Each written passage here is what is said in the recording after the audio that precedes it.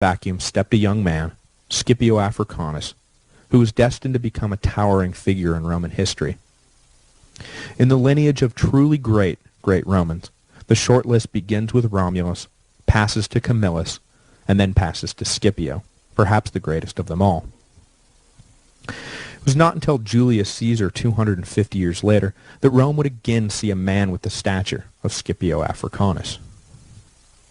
Now, of course, he was not called Scipio Africanus at this point. He was still simply Publius Scipio, son of Publius Scipio the Elder. He would not earn the cognomen Africanus until after he returned from Zama, having won the Second Punic War for Rome. But that was still a ways in the future. At this point, he was an untested youth of barely 25, who impetuously stepped forward into the Senate and offered to take up the command in Spain if nobody else would. The Senate was not crazy about the idea, but under the circumstances they figured they had nothing to lose. It was essentially take a chance on Scipio or admit defeat in Spain. So to Scipio went the command. Now it was not just his youth that worried the old Roman guard, but the personality of Scipio in particular. Old warhorses like Fabius did not like the look of young Scipio one bit. For one thing, he had, horror of horrors, long hair like a woman. For another thing, he had a distressing habit of talking as if he personally spoke to the gods and was acting on their behalf. In later years, he would often return from long strolls and announce battle plans as if they had been given to him by Mars himself. Finally, and most troublesome of all to the keepers of tradition, traditions Scipio seemed to delight in flouting, he was enormously charismatic. Scipio represented a changing of the guard, and despite his success, or perhaps because of it, he was looked upon with real fear by his elders.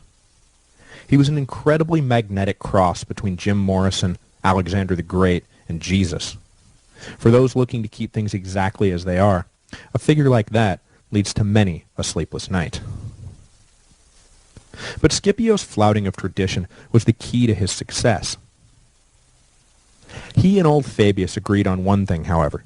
The Roman legions, presently constituted, were no match for the Carthaginians. But where Fabius read this to mean the Carthaginians should not be fought directly, Scipio read it to mean that the Romans had to fundamentally alter their tactics. Hannibal beat the Romans over and over again with cunning and imagination.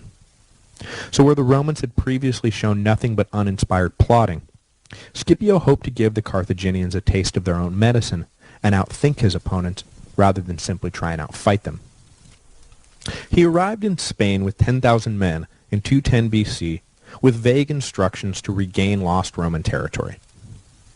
But Scipio had no intention of simply fighting a defensive war.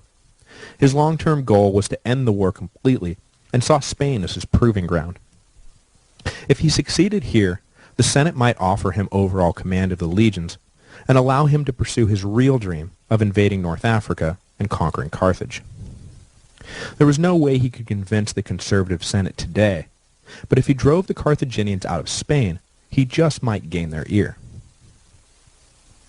After spending his first year in Spain getting a feel for the land and the locals, he embarked on an audacious